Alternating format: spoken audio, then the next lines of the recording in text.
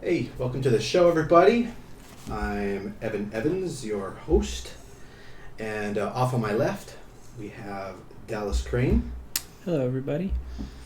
and Steven Strapbear Hey, y'all. and Kyle Uhas. Hey guys, happy Saturday. They let me come back again. Yeah, MIA. MIA last time, so. Where were you? Fiji, I think? Yeah, it was Fiji. Maybe. Yeah. Okay. Fiji, I went to yeah. Fiji and Nice. stopped a little In bit your, off, you know. in your but- dreams, yeah. Yes. The Kyle and the 8th Mile incident. All right, today we're going to talk about scoring on this educational program designed for score composers and aspiring score composers looking to take themselves to the next level. Next. We're going to talk about what you need to hear. It might not always be what you want to talk about, but you need to hear it. But you can still ask your questions. Comment below and we will answer them. We're here to help you become the best composer you can be for the long-term success of your career for the next 10, 20, 50, 60 years. So if that's something you want to pay attention to, then like, subscribe, share with your friends, ask your questions below, and listen up, people. Fantastic. And bring your attitude. More attitude, the better. Actually, I wanted to Sure. just bring up a topic real quick while everybody's putting their questions in. Just talk about collaborating with other composers. I've seen films, with shared music credits. I'm curious, why would somebody do that? What's the benefit? What's the interest? And how would somebody go about doing that? Collaborating with other composers. Mm-hmm. Why do it? Yep. What are examples of where it's been done? Sure. I mean, I could think of a few. Yeah. Um, Could lead the way with Dark Knight, that's for sure. yeah, and actually the original Batman, it was... It was Danny Elfman and. No. I'm sorry. Oh, you mean The first Christopher Nolan. That was Hans Zimmer and James Newton Howard. It's a very interesting. In about collaboration. 300 years, people can be like, in the original Batman, and then no, way back. Way back. Right. 89. Yeah, a couple hundred years ago. Oh, the not the 12th iteration, the 10th. Yeah. They used the year in which it was made. That's for 1905 version. So the benefits of collaboration. Yeah. Well, I guess it opens up your mind. So that's good. It puts you in a place where you have to think openly with each other. Also, you can get more work done in the same amount of time because you can sort of like put more time into fewer amount of work because you're dividing up the work Right. somewhat. So and that's the case whenever you have a team. You're able to everybody's able to put more time into every aspect Right. of what's going on. So that's beneficial. Did you have any cons that you were thinking of? Well, no. I mean, obviously, I know what it's like working on a team, but there's a single creative vision. When you're collaborating, there's two creative visions, and personally, the music that I study, and the artistic voice that I'm trying to build, isn't necessarily all that similar. Maybe I'm just too picky, but it doesn't seem like it's super similar to what other voices are out there, and I can't imagine many voices are ever that similar. But so when you come together, how do you maximize those voices, and what's the compromise? And Yeah, I think not the compromise, but it opens you both up. I think yeah, and like you have to be okay with ceding to some of their ideas and talking about them. It's like two brains, or more, depending on how many collaborators we're talking to. right. So I think it expands your horizons a little bit. I'm curious as to where the clashes would come from more. If you would have more of a clash, with someone that you are a little more akin to, you have kind of more the same mindset because you both do things more in that same light, but they may branch off in certain areas, and you're like, no, it needs to be like this. Well, I hear it like this. As opposed to, say, have someone who's completely left field. They focus more on just pop soundtracks and such like this, and you're more of an actual orchestral sort of composer. And is it more of that where you're like, okay, I know this guy is coming from a totally different area. I'm gonna let him do his thing. You may not have as many. You know what I mean? Kind of what I'm saying? Yeah, that's almost a stronger route, because then there's less of a question of who's best suited for a particular task. It's already been the orchestral guy who can do the incidental cues, and support the pop person.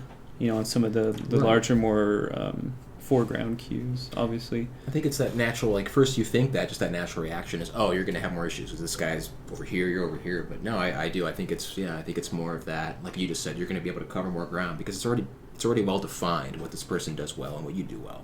So you're not really going to have more of those clashes. Or you have a guy who does the same thing you do, but takes different routes or does maybe tries something a little differently. And I think it does leave more room for that kind of just that potential. Yeah, I mean, I could see clashes where there's like a conflict of like detail, like even just talking like incidental cues. One person might approach incidental cues in a certain way, and another might have a more detailed approach. And just the fact that there's a difference between the two. You know, one might think, oh, you're taking this one too seriously, it's too dense, and the other might think, you know, you're not building the narrative at this moment. Right, it's a little too sparse. It's not hitting. It's not hitting the right notes. Right. One thing I could add is that there's a bit of a difference. I mean, as far as like clashing goes, I think like it's just sort of like doesn't matter because it's a little bit different than, say, the album world where maybe you're getting two artists together because they want to make an album, and the end result of their work is their ideas. Whereas in a movie, you're way down the list. You know, I mean, we had huge sets and directors, producers, and you're making a movie. You're not making music. Right. And so there's that sort of pro aspect, the professional aspect to the whole thing, which is similar to like when you hire a session musician to come in on a job. They don't care who they got to collaborate with, and they do great. It's all towards like, there's not this ambiguity there. There's a certain professionalism, and a composer is someone that has to be professional. Right. They can't be like just some artist, ambiguous, and keep everything up in the air like that, you know? Right. Otherwise, you're going to miss the deadline. More of like a jack of all trades kind of thing? Yeah, well, it's just you just have to understand how to get work done. Mm-hmm. You know? And when you do that, you go, okay, look, let's say we have 8 hours to do this together. We're not going to spend 2 hours talking about it. Mm-hmm. Okay. So there's a lot of like cut to the chase, be a professional. You got this, I got this. You know, let's hash this out and go. You know, so there's a real professional aspect to in that situation. Like, it's a little bit different than maybe where you brought that question in from. Right. But how it applies in like composing and deadline work, like, yeah, you're not getting hired, you know, to be ingeniously come up with something, you know, over the next, you know, soon. You know, it's not a commission.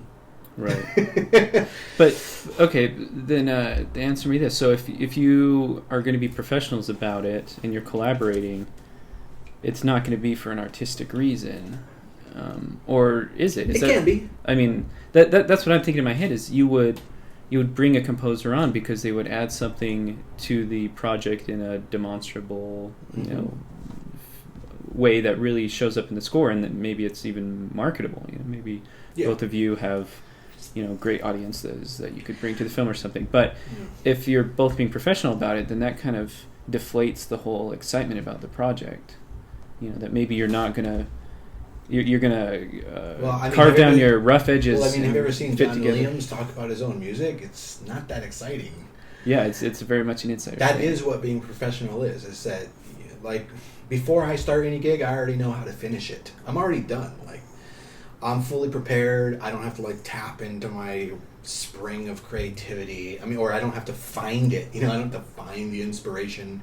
It comes because, you know, you've learned how, you've done the craft work on how to have that kind of like ready to go at all times, and you know how to build a building, how to build a skyscraper. You've done it before. I can build a skyscraper, no problem.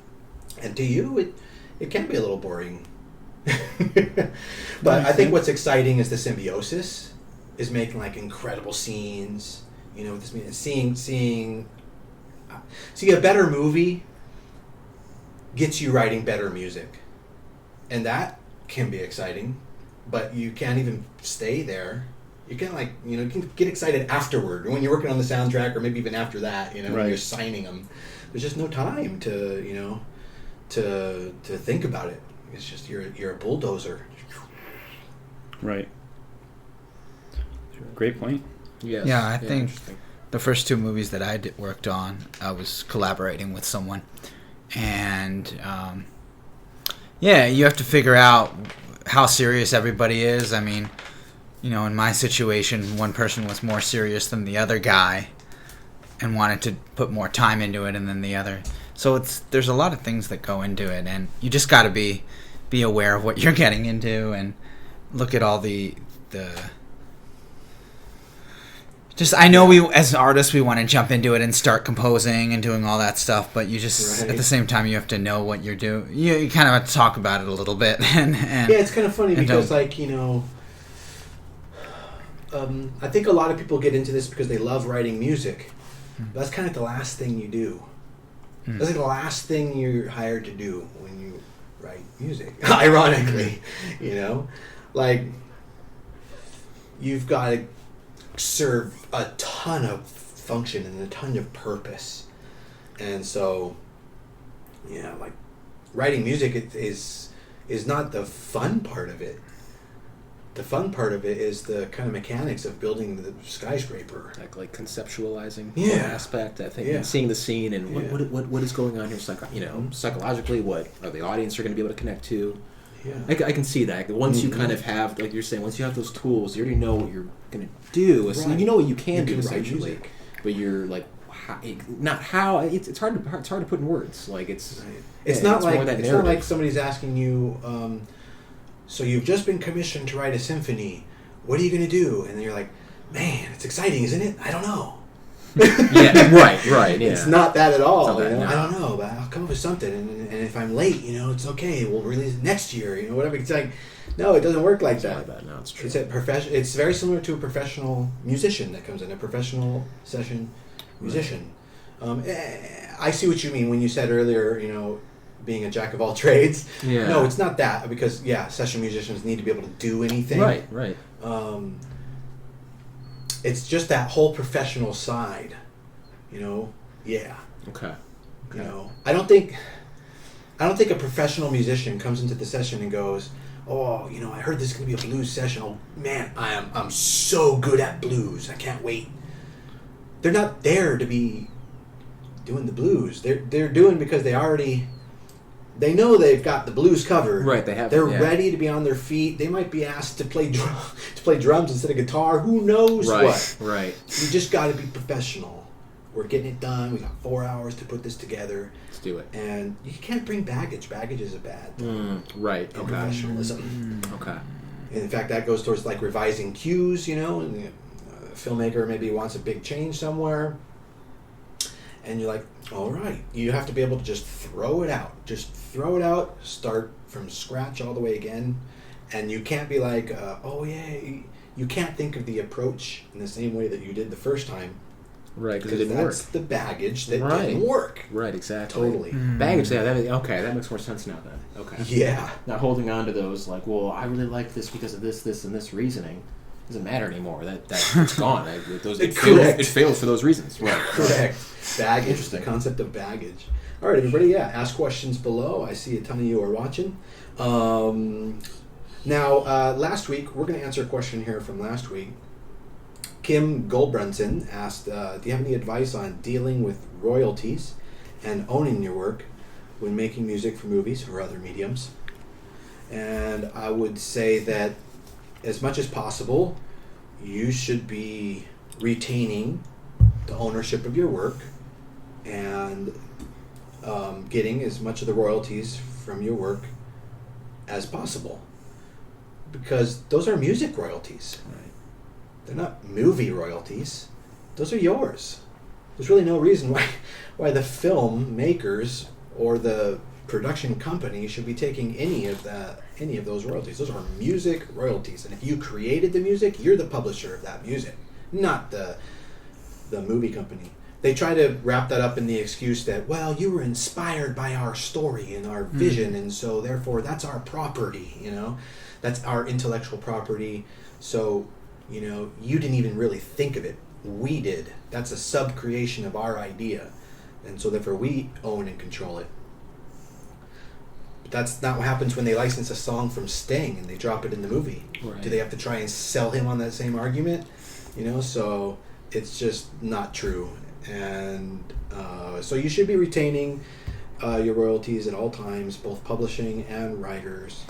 And you, of course, should be owning the work, and then you should be licensing them, your music tracks, for use in the film, just like Sting licensed a track from his album for the film.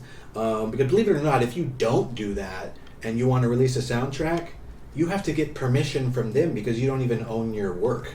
Right. So you now have to get permission to do anything with what you thought was your own music. It's not your music anymore. If you decided to be cool with letting them own your music, guess what? It's not your music anymore. Like, you really should think of it that way. Right. It shouldn't be like, well, they said that, I created it, No. You didn't create it. You just, were the puppet for their strings, That's how they think of it. So when you're going to make a soundtrack album, that's their soundtrack album. That's their money. And they want a cut of it. And not only do they want a cut of it, but you're probably going to have to license your music from them just to do it. And that could be another $50,000 to $100,000 to release your own music, which is now no longer your own music. So it's really, really important that you understand that if you create something, it's yours, and you should be licensing it. You should not be giving it away. Now, if you're okay with somebody buying your music from you, you have to realize that if they are doing that, that it's going to be forever. And what is forever in terms of copyright? It's life plus 70 years. So you're talking about the rest of your life, if you're young, could be 50 to 70 years of exploitation of your rights, plus another 70 years. So that's 140 years. Now, even if you don't become Ennio Morricone by the end of your life, and you only make $1,000 a year on that, that's $140,000. So if they're not going to give you, even in that low case, $140,000 to buy out those rights from you, then it's not a good deal, and that's at the minimum. So if it's a big project and you can expect to make millions, sometimes per year, then they shouldn't be buying that out for you for $50 million. No way. So there's a lot of different negotiating points that can go into that. A lot of factors. Like, another thing you might want to try and go for is ownership points on the film. So if you really believe in a film and you think it can make money, then you can go for ownership points and actually get a piece of the revenue when it comes in. However, you should be warned that that's really hard to ever see, because you actually have to collect that from the production company. That doesn't come from BMI or ASCAP. Well, Harry Fox Agency can help kind of like handle that kind of contractual royalties. But pretty much you're probably going to have to hire a lawyer one day to go after that production company. And what they do anyway is they just gobble each other up and then they wipe the books clean. So they do like corporate mergers and buyouts and stuff in order Hollywood accounting. Yeah, in order to just wipe out all obligations and stuff. So yeah, you'll probably never see anything. Yeah, I think of royalties as just like everything that belongs to you as an artist. They're just like things that you carry, and then in the course of the deal, what you offer to them becomes the part of the deal. Like, just assume that everything you have is yours to begin with, right? It's your music, the royalties you own the license and everything, and then they're getting any of that for some sort of money, right? So it's not, can I negotiate my royalties? Can I finagle a way so that I get to keep my royalties? It's like, no, you have your royalties. Can you negotiate a way so that you're not giving them away? And I think just that perspective in general really helps, because then it gives you a very clear idea of the initial obligation and then the transactions. There's no funny money exchange going on the counter, right? Exactly what you're giving and what you're getting and what's really yours. Yeah, I go over a lot of this, by the way, in the Total Scoring Mastery Seminar.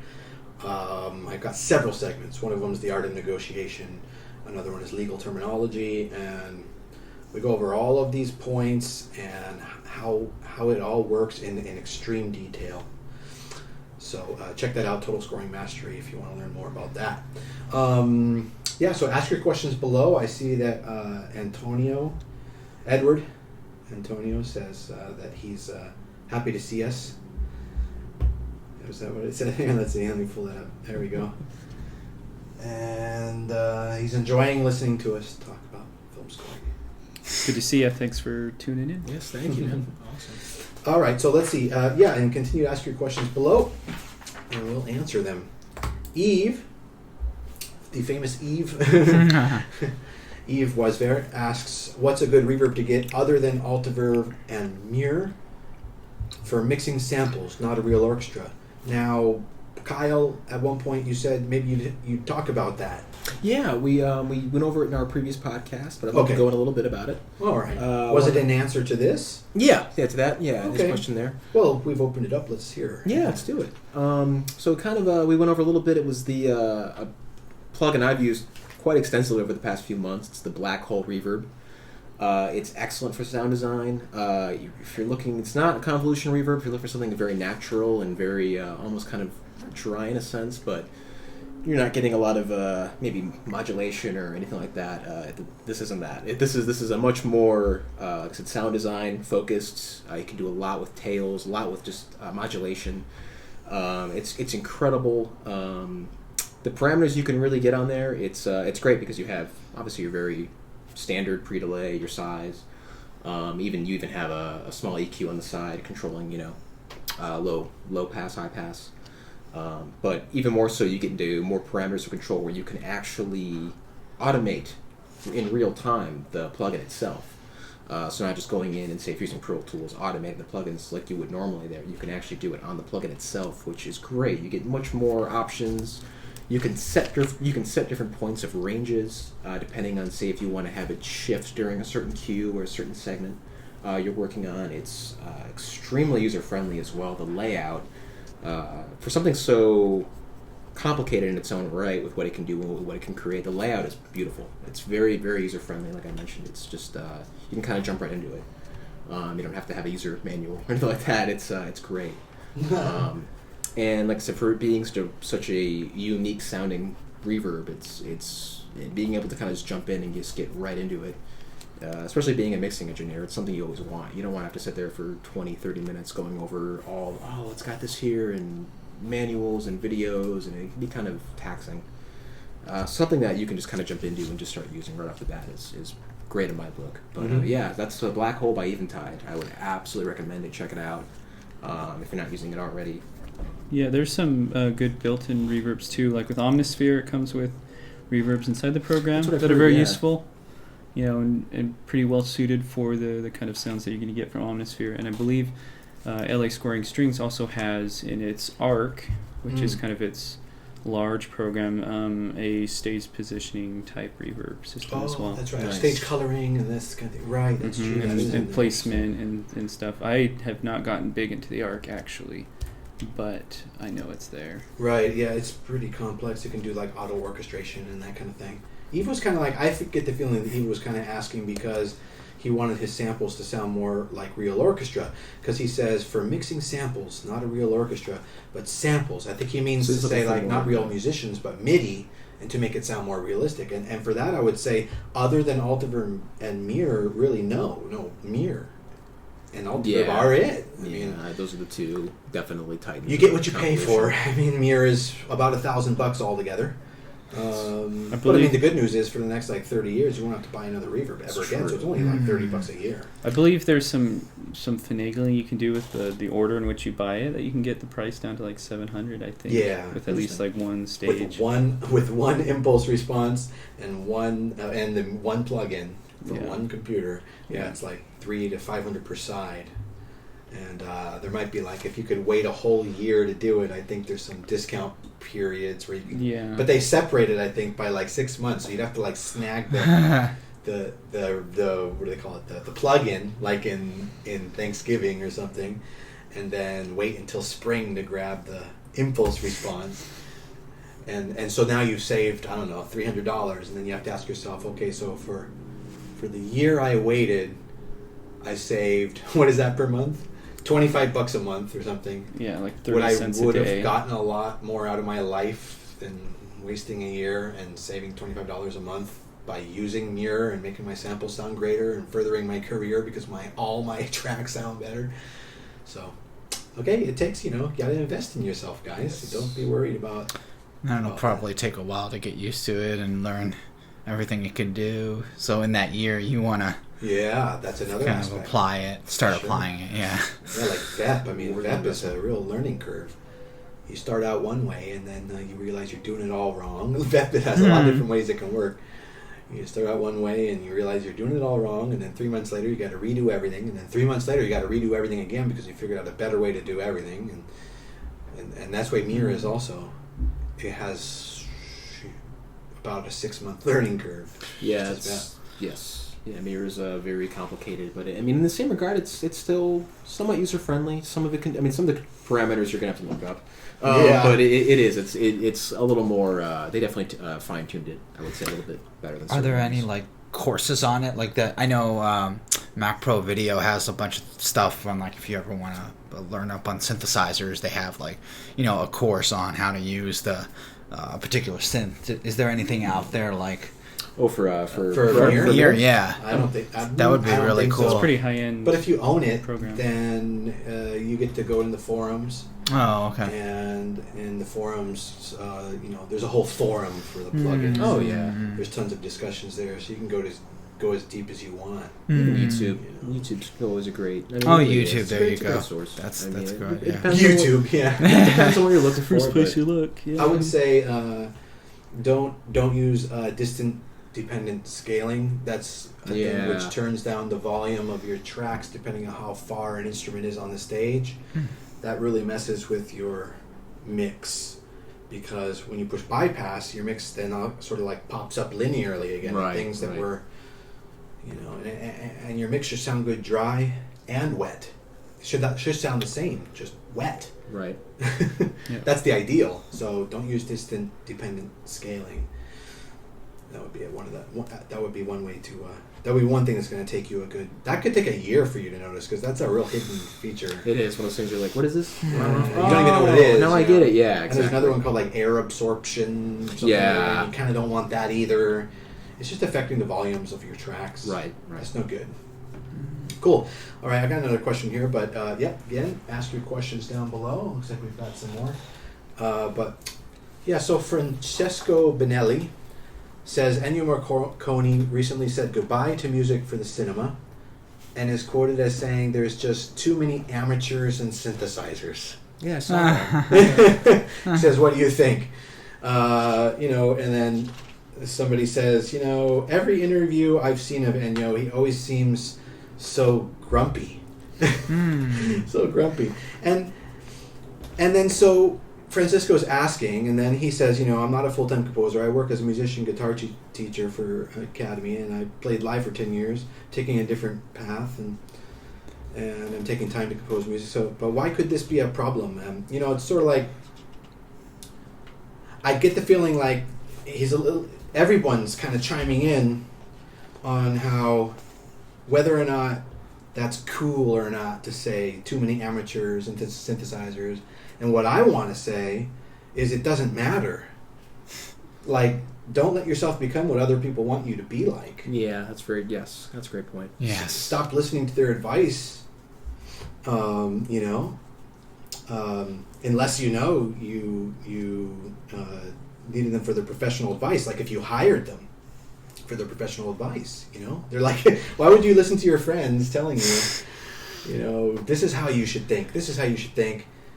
Unless you're so susceptible to that, what is that? That's free advice. What does free advice get you? Right. The other thing I would add is, I think he's right. There's a huge swath of amateur composers, more so, so this pyramid has just gotten skewed, so it looks, just like this, just so much on the bottom and then just almost nothing as it gets to the top. And I don't think you should worry if you're not an amateur. If you put in the work and you work hard, you can get past huge swaths of, the competition fairly quickly. And I don't see why you should worry about, competing with amateurs when you're, in a different space with different gigs doing different work. Yeah, I think Ennio probably you know, that doesn't go towards whether or not he decided to continue scoring or not. You know what I mean? He just wanted to be a grumpy do a little jab, you know, like, you know, they don't compose like I compose, you know, so, you know, they all suck, you know, and that's great. I think that's absolutely great for him to have whatever it is that makes him great. I want him to stay that way. If that's how he wants to think and that's how he wants to feel, great. I don't want him to change that, you know? Don't change. Just and stop asking people if you should change or if you should do this or that or that. Unless it's like a professional person giving you some professional advice that you've hired, maybe a mentor, you know, then you want to get their advice, you want to listen to them, because that's sort of like, you know, looking up to something, some information you don't know. But the free advice that your friends are giving you, it's like, who are you becoming, them or yourself? Right. You know what's funny? Yeah, when I hear that, I don't even really care, because like I do synths and I could care less what he said. See, that's the thing. I think I think people get so like, this big monumental composer, he's saying it, so it must have some weight to it, and you just get, I don't care who is this guy. I don't. I mean, at some point you want to have some reverence for the guy for what he did, but then. You're right. It's at some point you have to step in the ring too, and, you know, start taking punches and punching other people too. Yeah, I mean, you're either an audience member or you're in the ring, right? And if you're in the ring, don't be like, well, what should I do? Should I hit him? He's coming at me. What should I do? What should I do? And you're asking the audience. But I like that. Get in the ring and make a decision for yourself. Yeah. Right. I think that's the biggest thing we've been talking about, you and I, Evan. How it's just like, you got to just at some point just have a confidence in what your vision, and go for it. Be yourself. And be yourself, yeah. Be yourself. That's the huge thing, yeah. Be yourself.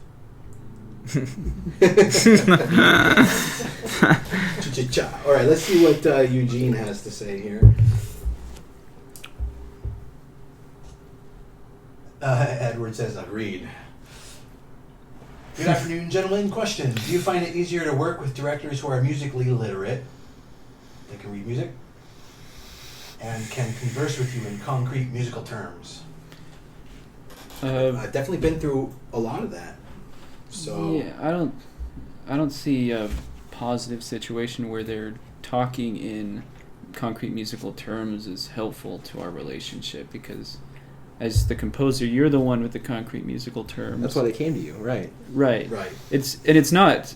I mean, they could be experts in it, but you know what you really need from them is the filmmaker side of it. That's what you lack. You need to know their vision and their concept and what direction they're going.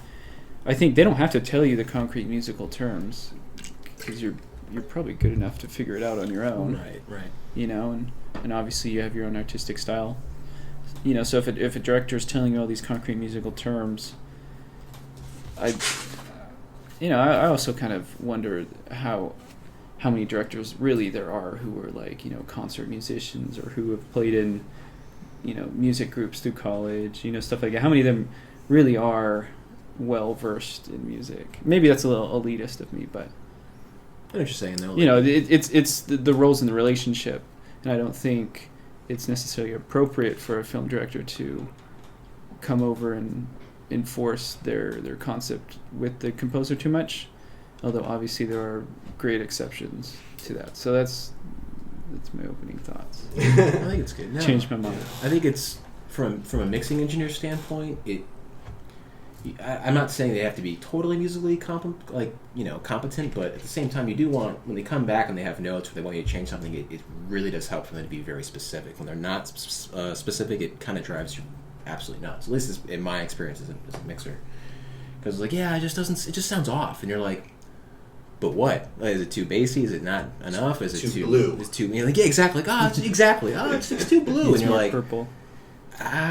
Okay, so not enough high end, too much high end. But I'll tell you, and this goes towards a couple of things I'm going to talk about that I've been writing down here.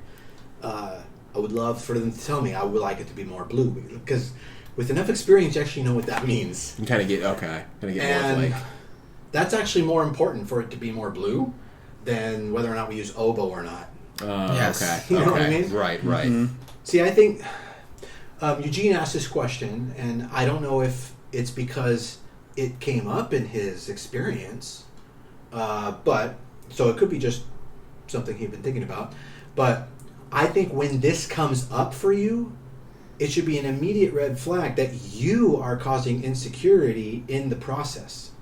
I think that if they're starting to suggest like exactly what to do, it's because you haven't been able to do what they really wanted in the first place, Mm-hmm. and they tried to tell you how to fix it, and you didn't get it. You don't understand. You don't have enough experience. You don't understand how to speak with directors, and now they realize that because they're very experienced with working with people, because you're not the first person they've ever worked with. Right. They just made a movie or a video game, and it might not be their first.